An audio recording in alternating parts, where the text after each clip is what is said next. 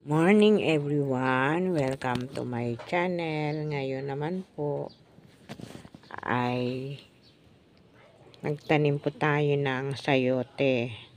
Ito po ating ililipat na po siya sa lupa mamaya. Yan. Tinanim ko po siya. Yan. Meron dalawa po yan. Pero itong isa hindi pa masyado ito mahaba na yung kanyang kanyang katawan. Yan.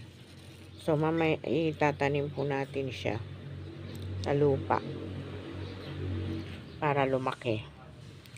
So ang pagtanim po ng sayote ay katulad nito. Ito po ay sayote. Gulay na sayote.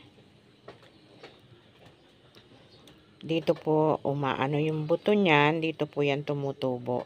So pagka may buto na matigas na po yung sayote, dito po lalabas yung niyan. Yung kanyang branch or yung dahon niya dyan, susuloy. Katulad po nito. Ayan, katulad po niyan. So ganito po yan. Dito yan. Yan, tatanim natin ng kaganyan. So ito po ay hindi pa masyado kaya hindi po ko ito Ito lang po yung aking tinanim na sayote. Yan, ayun po yung kanyang ugat. Yan.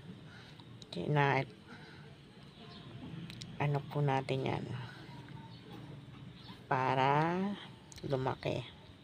So ito, ayan, ililipat na lang po natin siya sa lupa para lumaki.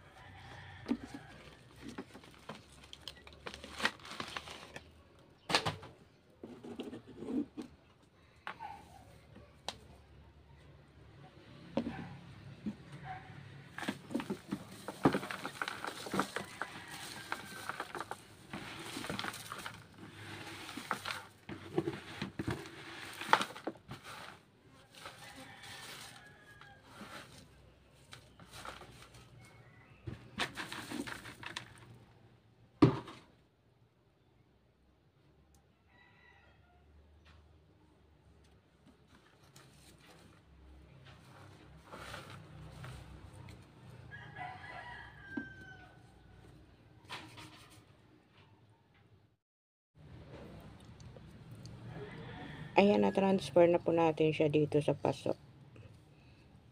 Tapos ilalagay po natin siya sa hindi masyadong maaraw kasi ang gusto niyan hindi po masyadong mainit. Sa malamig lang po siya. Yan, lagyan siya natin ng tukod.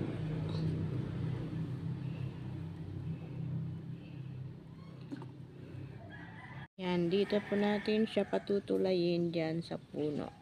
Ito yung